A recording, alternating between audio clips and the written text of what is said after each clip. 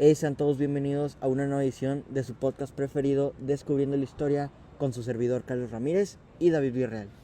En el episodio de hoy hablaremos sobre la cultura mazcucal, una cultura que habitó las junglas de Tebreta hace más de 1000 años. Hoy tenemos como invitados especiales al topólogo experto Rodrigo Guzmán. Encantado. Y a nuestro historiador experto en manifestaciones artísticas, Adrián Salas. Buenas. Bueno, Rodrigo, también quisiera saber, ¿en qué tipo de terrenos ellos vivían? Mira, los mazcucales habitaban en Tebreta.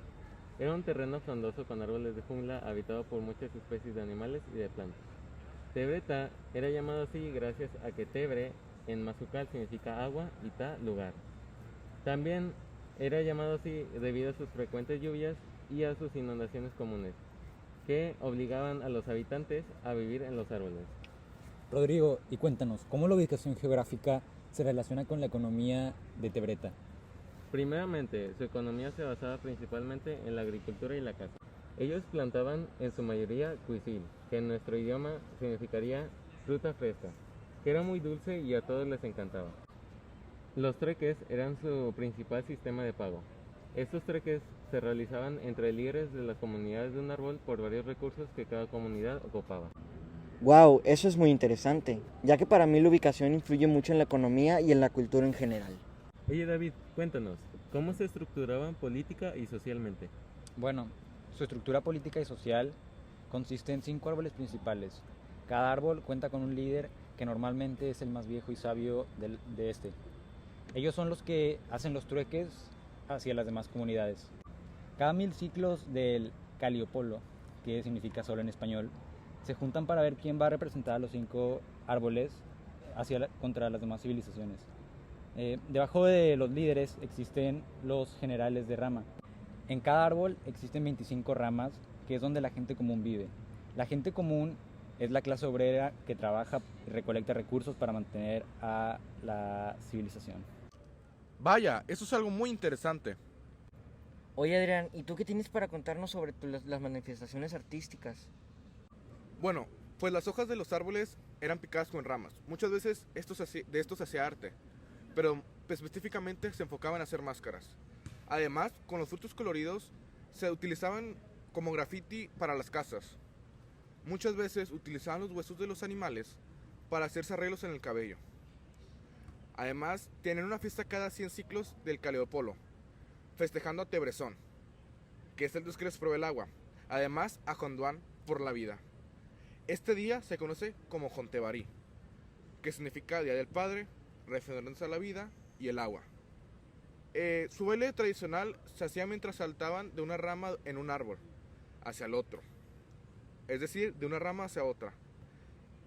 Y se baila hasta que uno de los competidores caiga del árbol, muriendo la mayoría de las veces y su cuerpo entregado como ofrenda.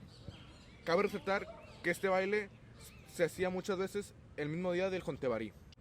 Oye, Carlos, y hablando de sacrificios, ¿podrías explicarme cómo funcionaban los dioses o a qué dioses les rezaban? Sí, claro, mira, la cosmovisión de ellos comprendía que Jonduán y Ojitute eran hermanos, uno representando la vida y la muerte y el otro representando el mal en general. Y a la vez estos tuvieron 4 hijos, pero en realidad no son sus hijos, son como sus creaciones más o menos. Estos eran Caliosón, Aromidán, Terminudán y Tebrezón. Espera, Carlos, ¿podrías explicarme quiénes son ellos? Sí, Caliosón se refería al dios del fuego, ya que Calio pues significa fuego y Son significa hijo. Aromidán es la hija, ya que Aromi significa tierra y Dan significa mujer. Terminudán era el dios del aire y Tebrezón era el dios del agua. Bueno, y como ves, estos eran los 4 elementos y en los que ellos creían. Estas personas también pensaban que ellos estaban divididos en las 4 zonas de la tierra, dando así los diferentes climas. Como por ejemplo en Tebreta, que es donde vive Tebrezón. Bueno, donde ellos piensan que vive Tebrezón, ya que pues ahí está lleno de lluvias, inundaciones y pues todo eso.